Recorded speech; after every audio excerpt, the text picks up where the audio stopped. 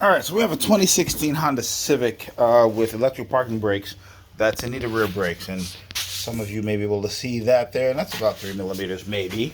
We could look at the inner pad. I don't know if you guys can see that there. I think I looked at it's about the same thing, 3 millimeters. I can't see what you guys see, so I'm hoping that me moving it around lets you catch a glimpse. So that didn't seem too bad, but now we're going to get to this side. And we don't even have to go that far. Boom. Our friendly neighborhood pad here is down to the wire. I mean, it's done. It's amazing that it hasn't, or has it, started scratching the road. It has not. So talk about getting your money's worth. Technically, I did it the same thing with mine. Long story short, ordinarily you just pull the caliper, be done with it, whatever. But unlike calipers that have integral parking brake ratcheting actuating systems, these have a gear set and motor, and it's driven by the vehicle stability assist control module up front. And so there's a memory of where it is each time so that it can go ahead and clamp the brake pads on as a parking brake. So right now, I don't think the parking brake is applied, but it knows where the brake pads are. And so at some point, every time you apply the parking brake, it goes from there, memorize that number, and keeps going. To get the pads out, no problem. But to get the new pads in, that actuator would have to pull its parking brake spindle all the way back out from behind the piston there. Okay, that piston. And that's in addition, in concert with the hydraulic fluid behind the piston. So before you compress the piston back in, you would need to do that. Now there is a trick. Technically, you can remove the actuator from the caliper body.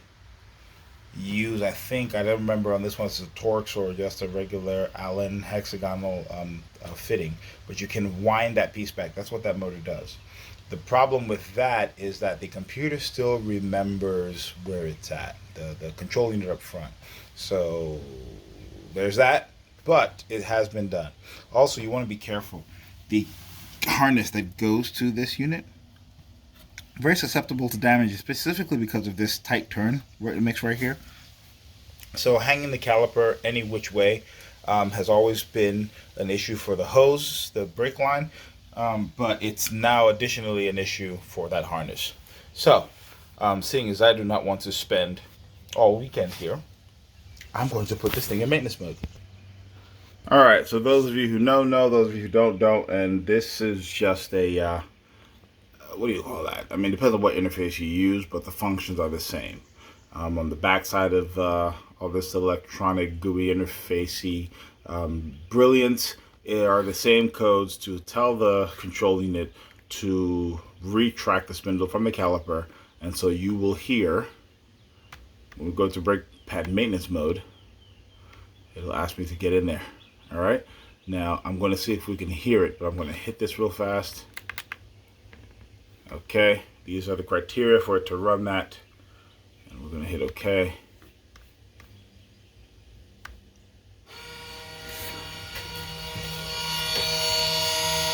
All it's doing. Nothing to see here. In the last 30 days, I've had two people on this. Well, was it this car? I think both of them were Civics. Brake jobs are brake jobs. And some people complain about how manufacturers are making them to where they're more complicated or difficult to deal with. No, that's not. Okay, 50-50, yes and no. Some things, yes, you want proprietary technology so that, you get your return on the investment you did for your technology. I mean, nobody wants to work for free. There's a lot of work that goes into the research and the development of those technologies, and everybody enjoys them. So you gotta pay for them. The other part of it is, no, it's not necessarily that. It's new technology. A lot of this stuff is geared toward the autonomous vehicle. And if nobody's paid attention, your brake, sorry, not brake, collision mitigation, where it brakes for you, or your blind spot warnings, or even the self-driving. That's the control units. The computer is learning how to drive so that you don't have to, and that's a step. Um, Embrace it or die. It's basically it. But anyway, now that we've got those removed, let's do a regular brake job now. That's it. That's all you have to do different. Alright, so what are we doing now? So, we're going to remove the caliper assembly as if, that didn't exist. To do that, the two slide pins at the top. More of a European style with, I do believe they're hex, Allen, number 7. So you move these caps, move screwdriver, pocket screw, or something like whatever. Just take the caps off. I'll show you guys what you're looking at in a second. Looking at those. I don't know if you can see. I can't see what you guys see, but that's where we're at. I hope this video is. I can't see what I'm showing you. It's just terrible. Anyhow, all right, here we go. Number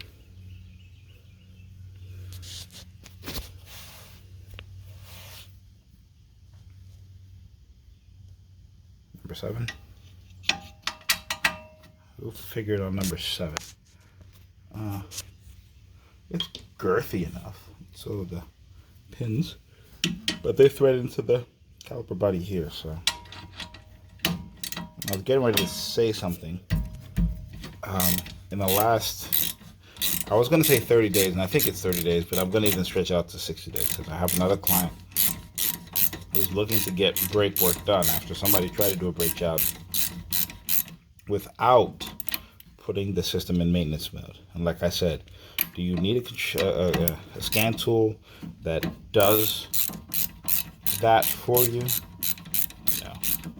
But you do need the know-how, the backdoor know-how, to separate things, take them apart. And it's funny because I have this conversation all the time. Most people who say that they went during high school, they didn't learn anything, forget grammar and calculus, and what does that help you?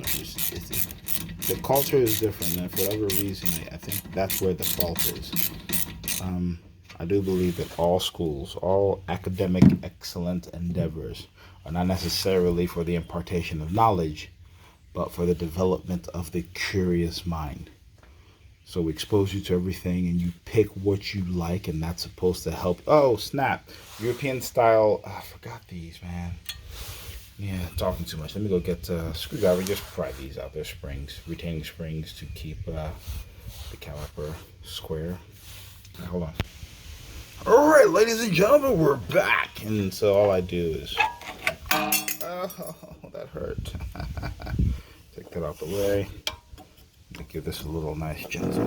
Right there. Don't think the other one is out yet. So, here it is. Just trying to hang on tightly.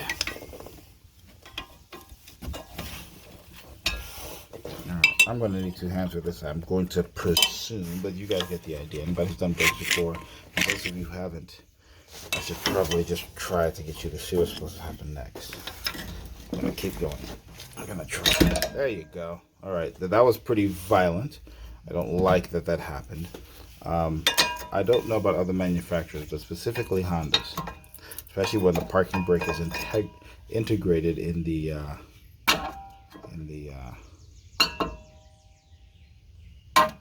integrated into the caliper. And I don't like this brake pads. Okay, I'll show you what I'm trying to talk about here in a second. Doesn't look like this one cares. And I think specifically because, unlike the ratcheting style, I wanted to show you guys something, and I'm gonna have to get you I hoard, and I you know what? Nobody's gonna convince me otherwise, because something that I kept for months, and I don't even remember why I kept it, helped me fix one car. Some people have already seen that video. And then here's another instance where I want to make a point. I want to show you guys the face of this piston, how it's flat. I say piston because it's hydraulic fluid on the back side of it. Okay? All right, now I'm going to show you what I'm talking about. All right, pardon the mess. Here are brake pads from my car.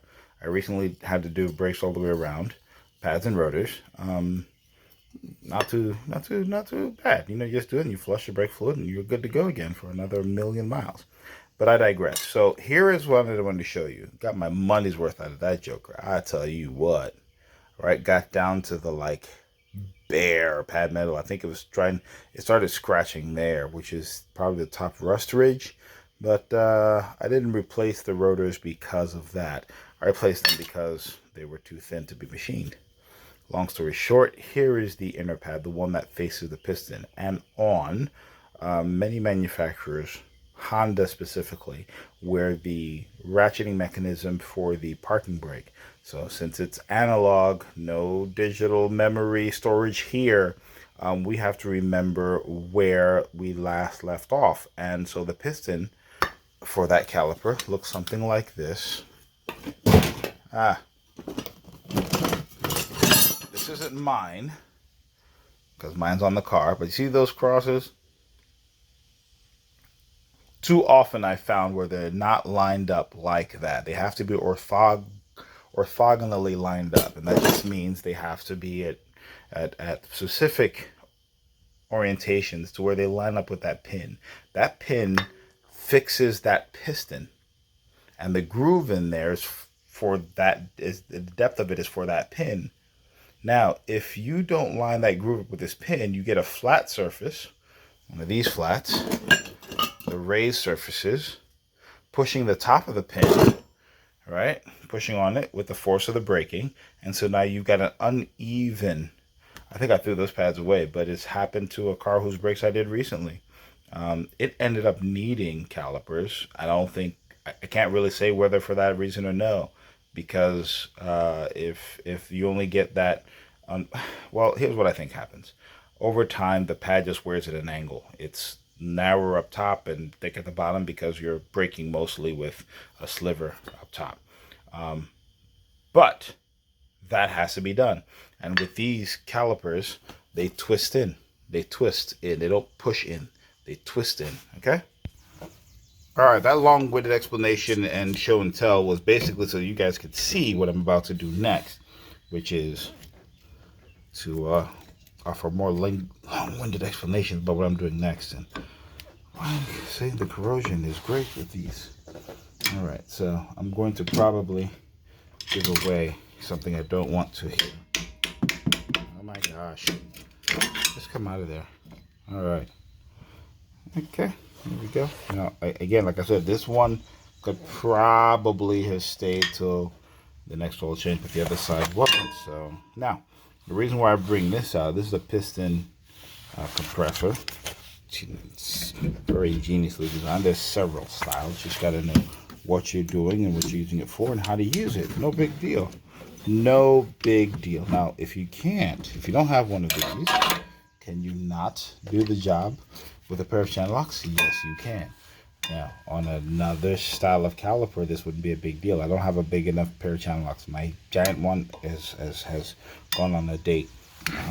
And so at some point, I would be very hesitant to push on the back side of that actuator to push this piston in. I don't know that the forces would necessarily damage that cover, but a lot of times I've seen that cover, the cover here, pop off, and I don't really feel like dealing with that drama today. So here's what we're going to do.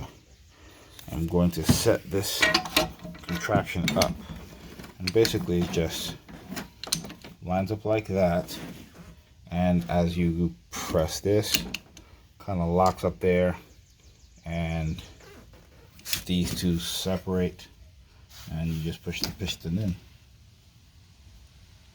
Now, a lot of times what will end up happening with that piston when it extends, there'll be air in the boot. This one does not. But all you have to do, if you do have air in the boot, let's get a pick or a pocket screwdriver, and next to the piston where the boot is, just lift it up a little bit and you can burp the air out. It's fine. The reason why that's important is because if it's swollen, brakes, automotive brakes specifically, convert your kinetic forward motion, your momentum, into thermal energy, heat.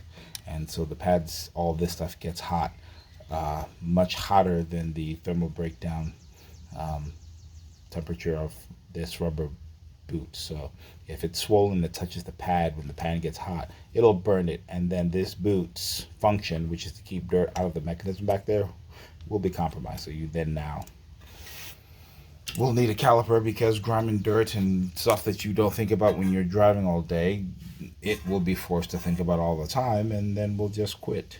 All right, so that's that. So now we got to take this bracket off so I can get this rotor off. Now it's funny because I do remember mentioning that that connector right there is very, very sensitive to angles. So what I'm going to do is I'm going to remove it. Now, easily enough, maybe, if I had a pocket screwdriver, I could go in there, and there's a tab, I think. It's really hard to see when you're in there, but I think if I just shove something in, like, there you go. All right. So move that away, because I have actually broken this connector here. And like I said, it was after doing many of them and leaving it somewhere safe. It wasn't on this model. I think it was on an Accord. And I will admit, I will take the ownership, because I was the last one to touch it, and we found that was a problem. All right, long story short, here goes our caliper out of my way shortly here. Try not to let all of its weight rest on the hose. I do believe that these bolts are 17 millimeters, so give me 1 second. All right, I'm back. Trusty. Cool. Yes. 217 millimeters there. Could I have used power tools here? Yes. A couple of things that's prevented me from doing that.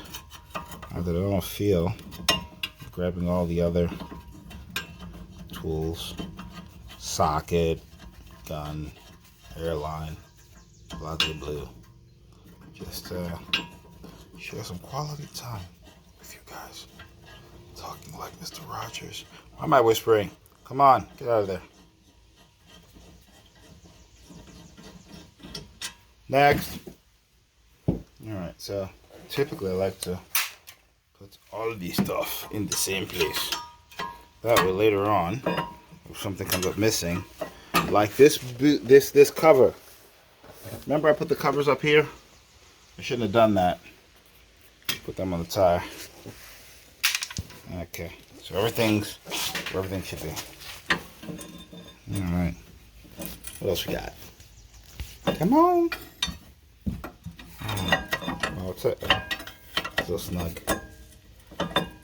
Grime, who knows? Rust. Shortly, we'll be free of all this madness. Off.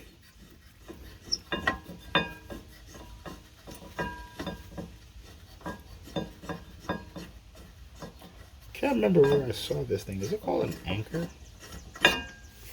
This bracket. I think in the catalog it's called an anchor. Alright.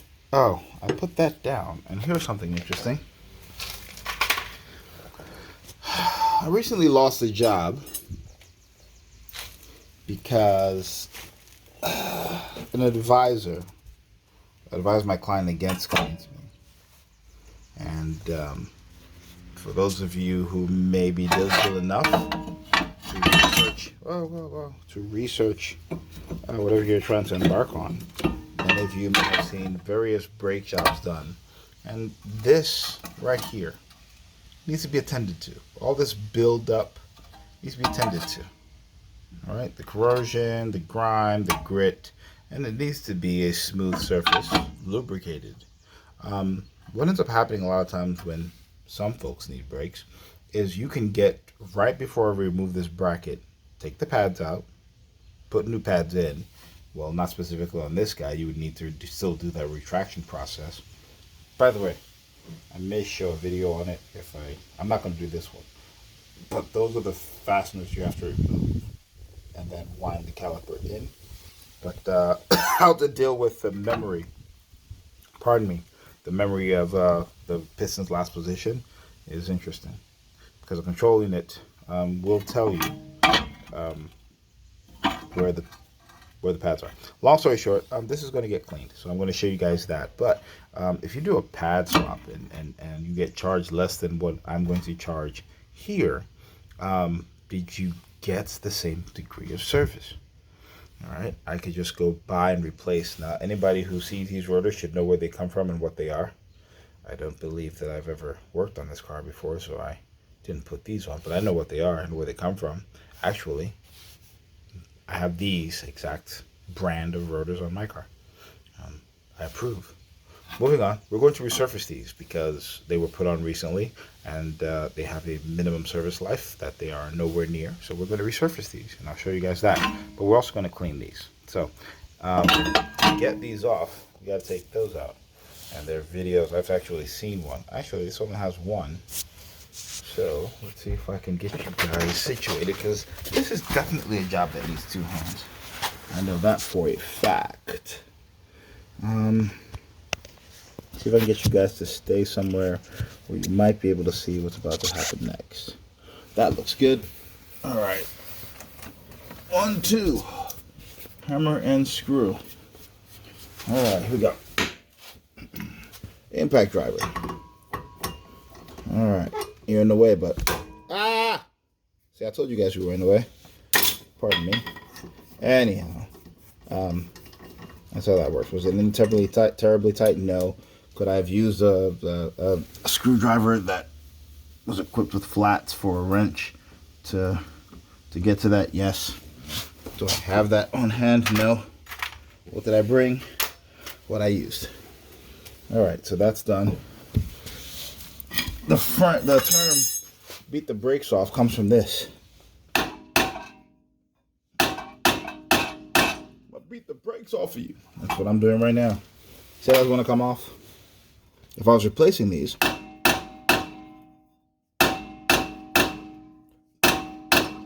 there's another way to get to this.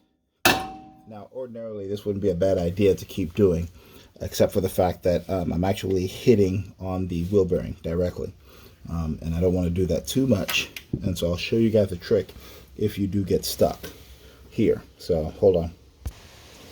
Alright, so hopefully you guys don't have to do more than what I did with the hammer there, but these two threaded holes in the rotor are there for a very specific, very functional reason. Now, the reason why I'm spraying them lube in them is because I have these 12 millimeter, I think they're 10 by 125 thread. Yeah, look that up. I would look it up and tell you, but where did I get these bolts from? Something on a Honda. I can't tell you. I can't remember where. Why are they so long? Again, a lot of questions that I'm not prepared to answer. Anyhow, we are here now. And all you're going to do is just use the mechanical advantage to push the rotor up off the face of the hub. And you'll hear it pop. I might not need both of them. But in extreme situations, right, the terminology "beat the brakes off something" comes from having to actually beat the crap off.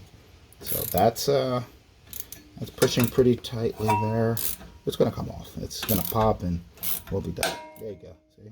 And I think a lot of that is the crust that's built up here on that center part of that hub. But, yeah, there you go. See? Little pop. Done. Now, it's easy. Oh, look, it's practically falling off now. And now I have handles. Yay. That's probably why I have the long ones. I don't know. I'm lazy that way. Anyway, let's go resurface this rotor. Okie dokie. It's not something that's popular anymore. It gets done a lot, but I've got the rotor chucked up here. And got the chain damper on there. I'm just going to set it up to start resurfacing here in a little bit.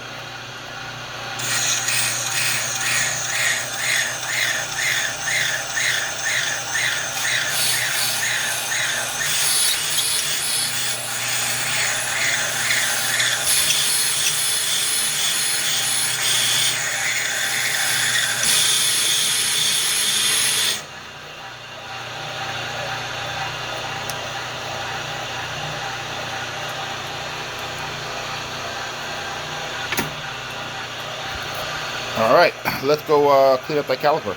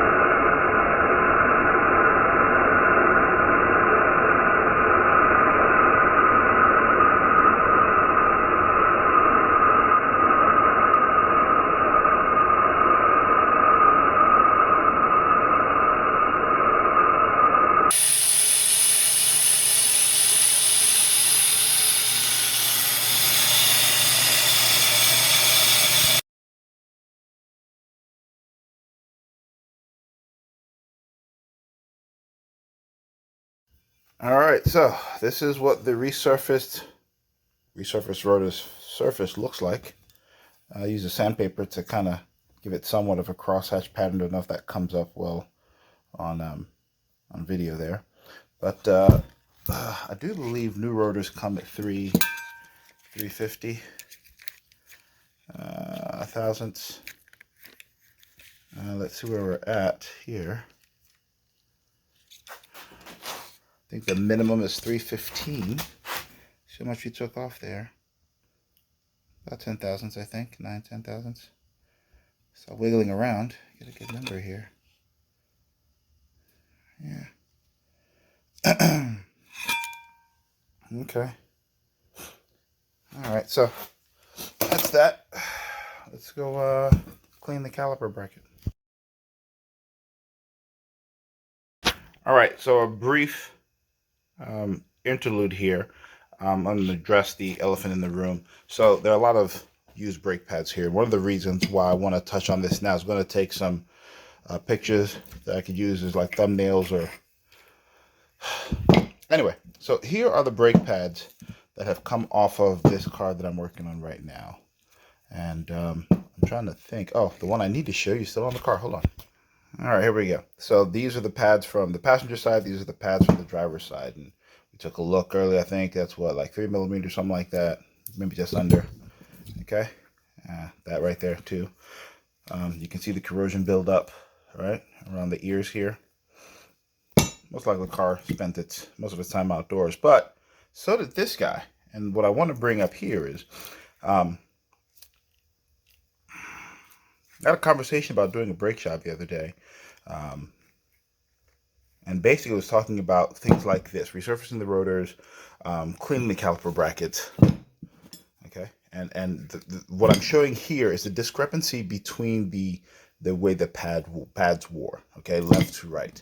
Now, it's within the range of where I'm not going to say we have a caliper issue. This is definitely, matter of fact, I had to beat this one out of the caliper bracket. So this is definitely caused by the pad seizing in the bracket from corrosion, getting stuck on the ears right in there. So we're going to clean those up. We're going to lube those. But these came off of my personal car. And the reason why I'm showing them is because left to right, all right, left to right, okay, see the wear? That one's almost at 0, didn't hit metal, compared to the one that had the most is probably, what is that, 2, maybe 1, okay? So, and that's the front, and this is the rear, same car, okay? So again, seeing that, all right. Now, what am I showing you here? Rust on the ends. Rust on the ends. Okay. That will, if it's allowed to build up, cause these things to stick in the calipers. And so, using the lube to grease these things up, clean it and lube them up. This one doesn't have shims like some other calipers do, but if you get new hardware, it's great. If you don't, you clean what you've got and put just a smear on the ears and that, and you have to be careful not to get on the face of the pad. But that helps a lot because it allows them to slide freely in the caliper brackets. So now that I've got that, I'm going to take a couple of pictures and then get on with the business of cleaning this out. So that's just a pad close up there. See that?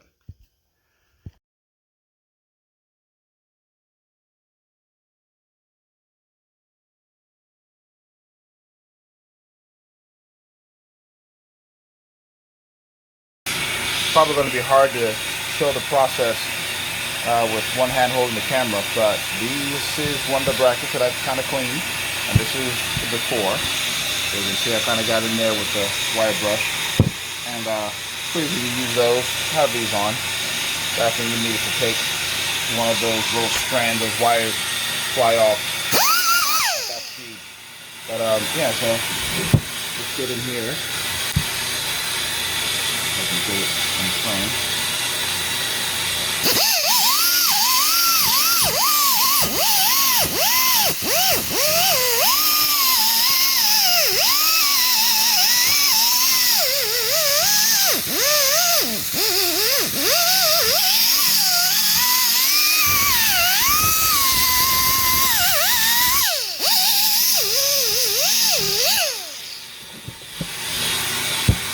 You might be asking yourself, okay, well, what if I don't have one of these? Sandpaper will work, what else? A file.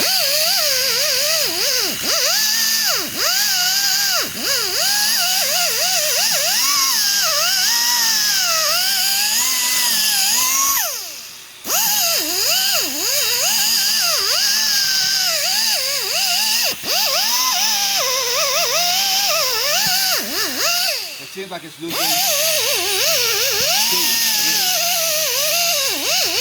I didn't want the compressor to kick on, kind of like.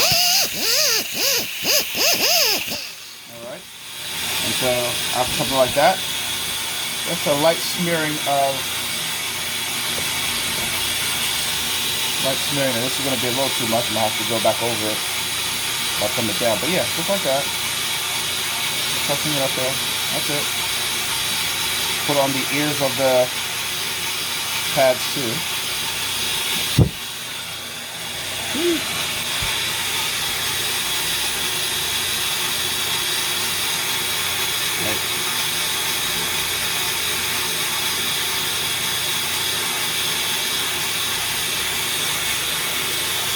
And that's that. I'm going to run the other bracket. And then get the pads ready too. Show you how I do those. Let me just do this one first. Off my to-do list.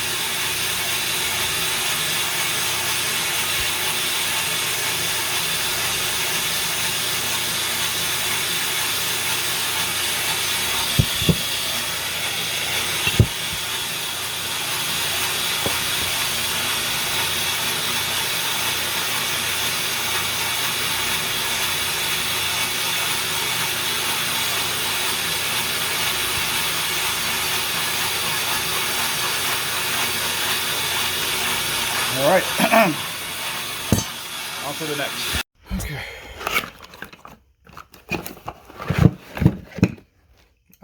What are they?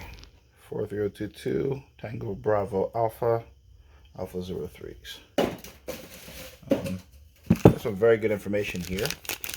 I've read it several times, so making a mess again. All right, so for European, in that they are directional. So this one would be inboard. That's the direction of rotation. Inboard left side, inboard right side. And so the ears I was talking about lubricating, I'll just do one and I'll show you, but it's just all around here where it would, sorry, the inside's here where it would contact the caliper bracket. So let me show you, let me put it on and show you what I mean. So I did them all real quick, but I'll just show you what it is. And that's the ear there, just a light coating, right, on in there. And so the question now is, exactly what is that going to do? How is that going to help? Well, metal on metal, right? First in the elements, and then experiencing extremes of temperature. It's going to promote corrosion. If the contact is going to promote corrosion. This is somewhat of a mitigation, factor. Helps it stay lubricated and slows down the corrosion. So will we eventually have this washed off and then baked off? Possibly, but probably not until well into the the pads being bedded in and worn down some. And it's much better than just pad slapping it dry and then having it corrode sooner. Anyway, let's put them on. Oh, and while I have you, these are the, what is that? These are the slide pins that are in the caliper, the ones with the number 7 Allen fitting, right? They go through the caliper, right, into the caliper bracket. I've put a little dab of grease in the holes there, only to alleviate this becoming a problem for whoever works on it after me. I don't want them to seize in there. And so what we'll do here is clean these up a bit and put some grease on it. All right, so just like before, it's just a sliver. I just want it to be, because it slides in I know it's like a bushing, a rubber, I don't know, sleeve, something that goes through the caliper. So it doesn't need to be drenched. This doesn't even look like it would stick where it's at, but it helps even the pad wear if the caliper can float. So just do that, and I'm gonna slide it back in. Show you guys where it goes in a sec. All right, so just to show you where they come from and where they go, these are the Allen pins I was talking about. They just push out. The ones I did over there are the ones, sorry, for the other side. Those ones I showed you just now, but I can't see here. Oopsie daisy. Come on, buddy. Out of there. Come on. Alright. Let me hurry up here, because I'm pretty sure what's going to happen soon is battery level is going to go too low to film anymore. To see anyway. Slide these back and through there.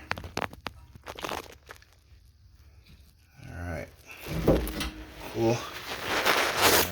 Pads here and there. Oh, come on. Careful. Yikes. Okay. Alright. Caliper back over top of them. Sorry, doing this with one hand is kind of a lost art. But anyway.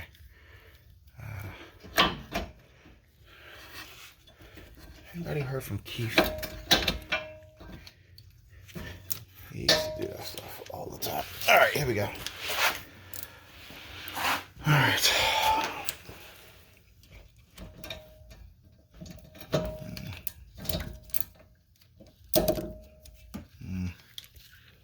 Which way doth my ratchet turn? Sorry about that. Inadvertently just stopped the video.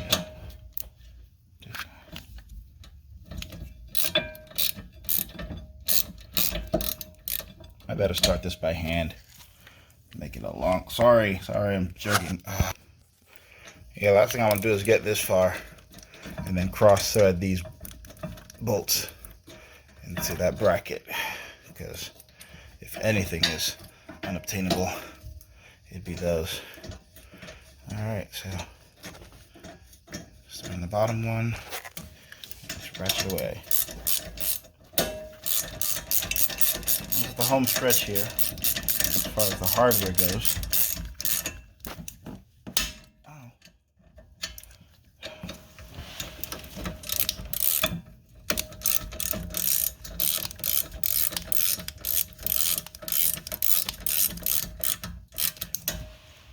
If I forget to put the caps on, I can find them. Right there. Right there.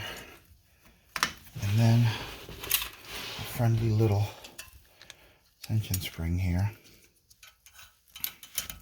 I don't recall this being a problem to put on, but my memory. There you go, yeah. Not too hard. Boom. This side, guess what we almost forgot to do? Well, I almost forgot to plug that back in. Where's the connector? Oh, right here. Alright, let's plug that back in. Come on. There we go. Okay, so our caliper moves freely. Button up the other side, and then we can take this thing out of maintenance mode. Alright, so this is where we left off. Oops, sorry for the glare. What's that? Let's see if I can. Transition to pad exchange mode has been completed. Perform rear brake pad maintenance. The pad maintenance is when the pad maintenance is complete, you must return to normal mode in order to return the pad to original position. Okay.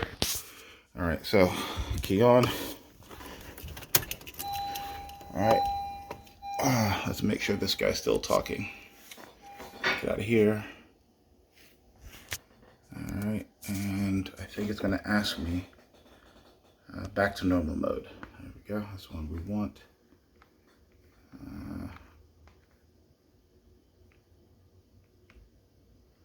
Alright, enter to start. It might yell at me because there's a DTC somewhere, but let's see what happens. Nope. Alright, there we go. We are done. Pad's at original position. Function procedure is finished. I'm going to go look and see. I think I saw these earlier. They were like PCM relation codes, and I think one of the codes warns you about it being in maintenance mode. We can go in here and clear them all out. See what we got. Alright. So, I mentioned this car was recently in a front end collision. It came from the body shop. So I'm going to do this and see, because some of these are new. Let's see what it says now. Turn the ignition off. If I can reach it without waking up the neighbors. Alright, it's been successful, it says. And there's still a DTC. Let's see what we got. low tire pressure, different. Okay. This is not an issue here. Low tire pressure, blah blah blah. The different diameter tire detection. There's actually a tire on the passenger side that's the wrong size, so we're good to go. All right. Aha! Battery's running low. Perfect timing, huh? All right, ladies and gentlemen, thank you for flying EKH Airlines. We hope you had a wonderful time. Sorry if I rambled too much, and I'm rambling now.